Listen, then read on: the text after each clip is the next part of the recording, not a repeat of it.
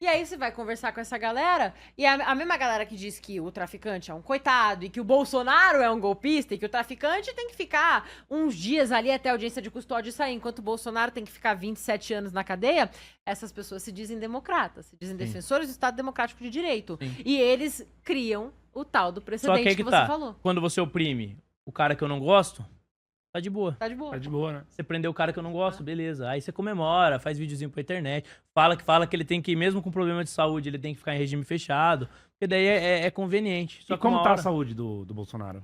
Cara, eu acho que tá mal, porque na época que eu viajei com ele aqui no interior de São Paulo, ele já tava mal. Eu lembro que a gente comia as coisas no dia a dia, ele não podia comer direito. Aí toda noite tinha que ir pro hospital, tomar remédio pra continuar as agendas, o tempo todo soluçando. Aí passava mal no dia... Isso tem a ver com a facada, né? Tem a ver com a facada. Porque, pelo que eu entendi, o intestino dele às vezes dobra e por conta de ter mexido ali e trava o intestino dele, entendeu? E daí isso afeta todo o sistema do organismo dele. E a cicatriz é enorme, né, na barriga. É bem ruim. Ele tava ruim. Quando a gente viajou no interior, ele rodava, ficava o dia inteiro, das 8 da manhã até as 6 da tarde, ele ficava autografando camiseta, tirando foto com o povo, pra arrecadar mantimentos pro que tinha acontecido no Rio Grande do Sul, pra enchente. Aí a gente rodou o interior, ele ficava o dia inteiro naquilo ali, mas mal da saúde, mal.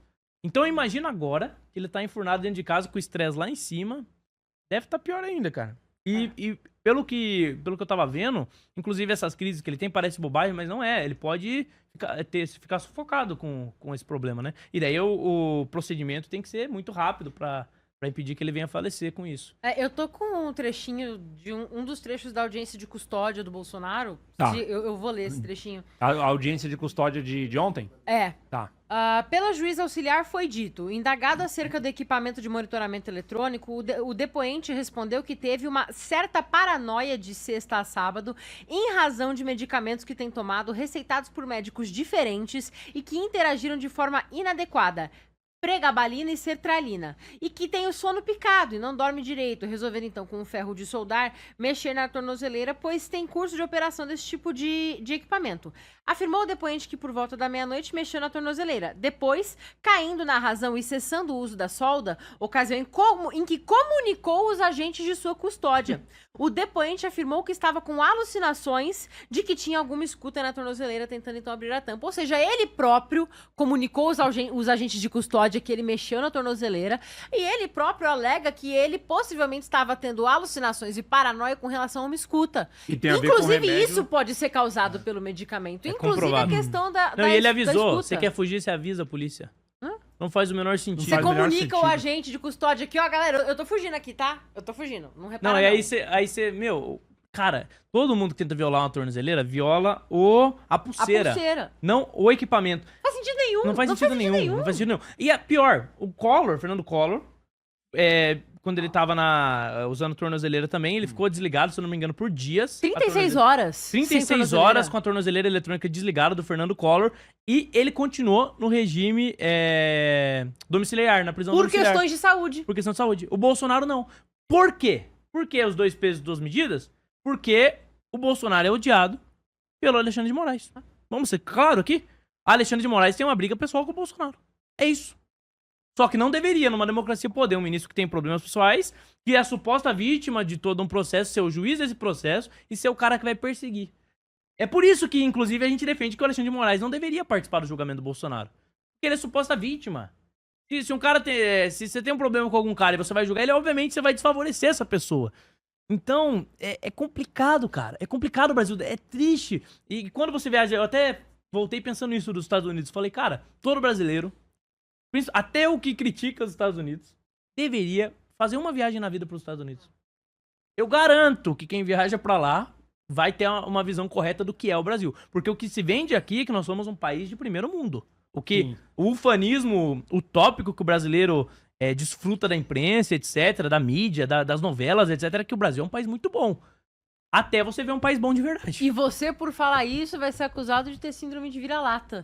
Exatamente. Porque a gente tem que achar que o Brasil é um paraíso. Eu que enxergo os problemas do meu país e quero resgatar o meu país dessa elite desgraçada que ferra ele, eu sou o vira-lata. Agora o cara que se conforma ao sistema e perpetua o meu país na pobreza, esse cara não. Mas o Pavanato... Esse cara que entrega o país pra ditaduras ao redor do mundo, de esquerda, esse cara não, ele não é vira-lata, imagina. Quando você fala da questão de saúde do Bolsonaro, é importante a gente lembrar que o Bolsonaro só chegou no ponto em que ele chegou, tão debilitado de saúde, inclusive a ponto de estar alucinando por causa de medicação combinada, isso tudo só tá acontecendo porque ele foi vítima de um atentado. Eles tentaram matar o Bolsonaro e até hoje nós não sabemos quem mandou matar o Bolsonaro. Um cara que foi filiado ao PSOL. Um cara que foi filiado ao PSOL, que dizem que agiu sozinho, mas que no decorrer do processo teve mais de 17 advogados. Sim.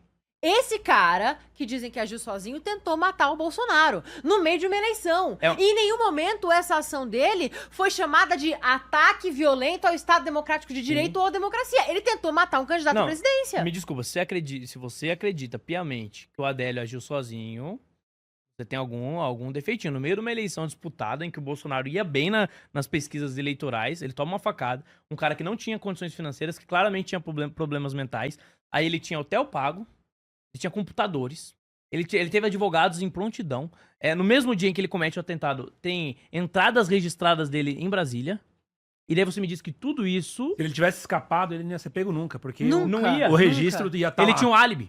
Exatamente. Ele tinha um álibi. Então ele entra disfarçado ali, fura o Bolsonaro, e daí ele não consegue fugir. E você tá me dizendo que esse cara agiu sozinho, não teve ninguém por trás. Tem que ser muito tonto. E isso não é uma tentativa de golpe. Tem que ser muito Isso não é tonto. um atentado à democracia. Você tentar matar o candidato à presidência que tá com o melhor desempenho nas pesquisas, não é um atentado à democracia pra essa galera. Não, você Porque é acredita o que eu tô nisso? falando, a gente tá lidando com canalhas.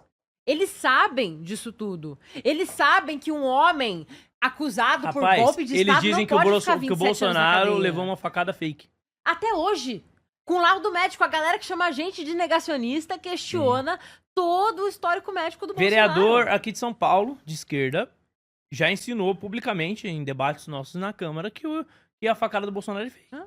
Insinua, não tem coragem de afirmar. Canalhas? Canalha. Canalhas. Aí o Bolsonaro tem esse problema de saúde todo, você anda com ele tem uma cicatriz gigante na barriga à toa. Canalha. Foi fake, foi combinado. É maquiagem. Meu Deus, é ridículo, assim. E daí essa galera chama... Nós somos os lunáticos, eles são os sãos. Conspiracionista, negacionista. O cara que fala que a facada é fake, esse cara é normal, tranquilo. E é duro, cara, que as pessoas não entendem que a imprensa, na época do regime militar, a imprensa, etc., a narrativa era, a imprensa ela é oposta à ditadura. A imprensa é quem luta pela liberdade de expressão. E daí, quando eu tava na escola, eu lembro que meus professores de história, que inclusive saiu uma pesquisa recente, que, se eu não me engano, 85% dos professores de história são de esquerda, só pra você ter uma noção, esses mesmos professores diziam pra mim que o problema da ditadura foi a censura. O problema da ditadura foi que prendia as pessoas sem julgamento, sem devido processo legal, etc. Aí essa mesma galera, hoje, defende a censura de figuras de direita e defende a prisão ilegal do Bolsonaro. Por quê? Só porque discordam deles. Ou seja, eles nunca foram a favor da liberdade de expressão. A esquerda, os professores de história, etc., que são de esquerda, a imprensa, nunca foi a favor da democracia, da liberdade de expressão, do Estado de Direito. Eles eram a favor de uma suposta liberdade de expressão enquanto você não tinha concorrência. Enquanto existia apenas um oligopólio de um conglomerado de mídia de esquerda que perpetuava a narrativa deles. Quando surgem as redes sociais e você passa a ter confronto, e daí começa a narrativa da polarização. Olha só essa polarização. Como se fosse ruim. Meu irmão, só não existe polarização em ditadura. Em democracia, é bom que exista polarização. Sim. Polarização é o quê? É oposição. É um lado contra o outro. Discordador? Em democracia é assim. Você disputa o poder com antagônicos. Então, como não existia uma polarização de fato antes, eles estranharam. Como não existia liberdade de expressão de fato antes, eles só colocavam na imprensa, só podia trabalhar na Globo se tivesse uma narrativa mais à esquerda. Eles estranharam quando uma pessoa como eu, como a Eduarda, como o próprio Redcast, quando nós colocamos a nossa opinião mais à direita. Porque antes não era normal isso. Até mesmo literatura. Cara, eu lembro que na escola, uma vez eu tava tendo aula de história e tinha só um tópico. A gente tinha aprendido sobre marxismo, a gente tinha aprendido até sobre a escola de Frankfurt, tinha aprendido sobre tudo de esquerda, assim.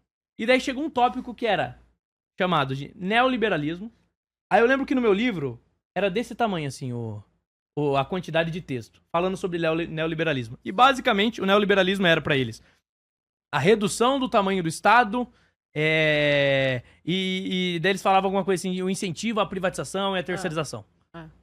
Só. Mas é uma coisa Isso que... é o que eu aprendi. E o pior é que eu gostei na época. Eu falei, nossa, um governo menor parece legal, né? Aí eu perguntei pro meu professor na época de filosofia, eu falei assim, professor, mas parece legal esse neoliberalismo aí, né?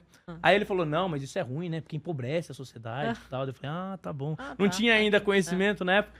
Depois, anos depois, eu vou ler Milton Friedman, vou ler Thomas Sowell. Eu falo, caraca, só me ensinaram merda na escola. Mas uma coisa que eu posso dizer com toda certeza, você falou da questão de a censura e etc. Uma coisa que a gente pode dizer com toda certeza hoje é que em 2025, no Brasil, nós temos infinitamente mais censura, infinitamente mais presos políticos, infinitamente mais pessoas exiladas fora do país do que na época da tal da ditadura militar. Disparado! O Brasil hoje é pior, infinitamente pior do que qualquer tipo de censura que pudesse ter ocorrido Inclusive, na época do regime Eles militar. vão falar das mortes, que realmente eu repudio aqui, ó, tá? Morte do regime militar que não teve devido processo legal, que não tava de acordo com a lei, eu repudio, tá? Não sou a favor, não. Agora, essa mesma galera que fala dessas mortes do período militar, ela passa pano ou então ignora a morte do Clériston. Comemoram a morte do Clériston. O Clériston foi preso ilegalmente, não teve audiência de custódia. O Clériston não foi apontado a individualização de conduta, o crime que ele cometeu. Os advogados dele não tinham acesso completo ao processo. O Clériston, havia um pedido da PGR pra soltar ele por conta das condições de saúde dele, ele foi mantido preso e ele morreu na cadeia. Se isso não é o Estado matando um cidadão inocente e violando os direitos dele, eu não sei o que é. Torturando o Torturando, cidadão. inclusive. Você tá doente, Torturando. você não tem o tratamento pra essa doença, é tortura.